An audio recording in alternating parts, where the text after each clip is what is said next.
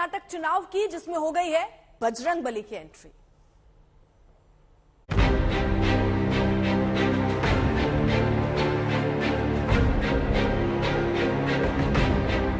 पहले प्रभु श्री राम को ताले में बंद किया और अब जय बजरंगबली बोलने वालों को ताले में बंद करने का संकल्प लिया है।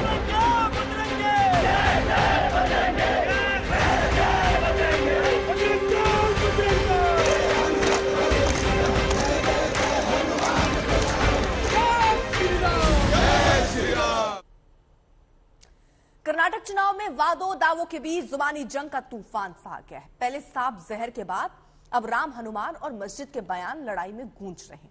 कांग्रेस ने घोषणा पत्र में बजरंग दल पर बैन का इरादा जाहिर किया, तो जवाब में पीएम ने कह दिया कि इन लोगों को बजरंगबली से भी तकलीफ है।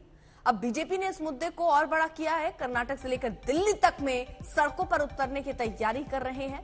कांग्रेस ने सीधे सवाल पूछे कि बजरंग दल और बजरंगबली में क्या फर्क, नहीं मालूम। बीजेपी खुद बजरंगबली का अपमान कर रही है। मेरे लिए हनुमान जी की पवित्र भूमि को नमन करना ये बहुत बड़ा सौभाग्य है, लेकिन दुर्भाग्य देखिए, जब मैं आज हनुमान जी की पवित्र भूमि को प्रणाम करने के लिए आया हूं, उसी समय कांग्रेस पार्टी ने अपने मैनिफेस्टो में बजरंगबली को ताले में बंद करने का निर्णय किया है। पहले प्रभु श्री राम को ताले में बंद किया और अब जय बजरंगबली बोलने वालों को ताले में बंद करने का संकल्प लिया है।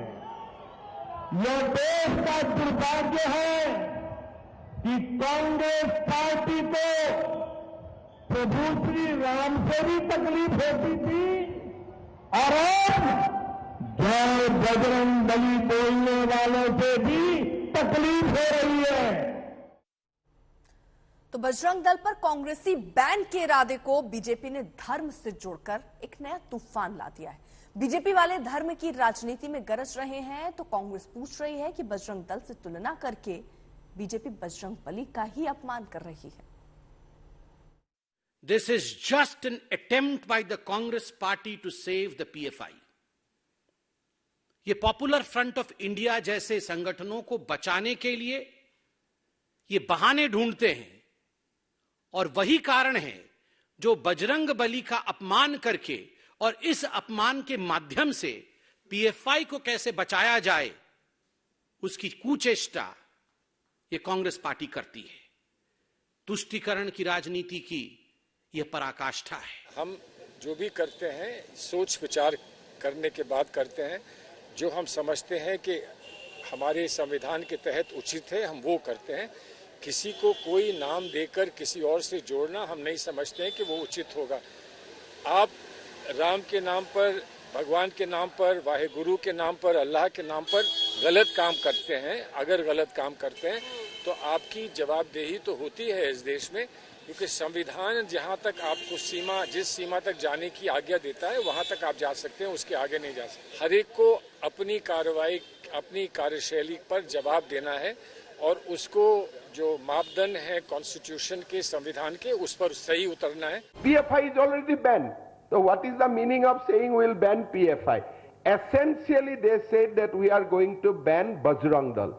And why you are banning Bajrang Dal? What is the criminal charge against them? They are just trying to play the ball on behalf of PFI. कि देखो आपको that BJP has banned you, so don't worry, we'll take the revenge and we'll ban Bajrang Dal. ये manifesto Karnataka के vision का manifesto है, और कल जो बीजेपी का मैनिफेस्टो आया वो कर्नाटक के डिवीजन का मैनिफेस्टो। 13 मई से यहाँ पर सरकार जो होगी वो सर्व जनंगदा शांतिया थोटा, मतलब सब लोग साथ मिलके एक बाग में जैसे फूल रहते हैं वैसे रहेंगे, और जो लोग भी नफरत का वातावरण फैलाते हैं, घृणा का वातावरण फैलाते हैं, उनको बैन किया जाएगा।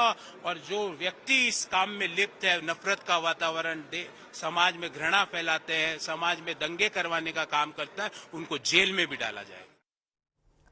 तो किस तरीके से वार पलटवार जारी है, क्योंकि घोषणा पत्र में जैसे ही कांग्रेस ने इस बात का ऐलान किया कि अगर वो सत्ता में आती है तो पीएफआई और बजरंग दल पर सख्ती दिखाएगी, उन्हें बैन करेगी, उसके बाद एक अलग ही दंगल यहां पर शुरू हो चुका है। बजरंग दल पर दंगल छिड़ता हुआ नजर आ रहा है और सीधे तौर पर बीजेपी इससे बजरंग बली के अपमान से जोड़ रही है। वहीं कांग्रेस पार्टी का यह कहना है कि बजरंग दल को बजरंग बली से तुलनात्मक ढंग से देखना ही बीजेपी की गलती है और अपमान तो दरअसल बीजेपी ने किया है।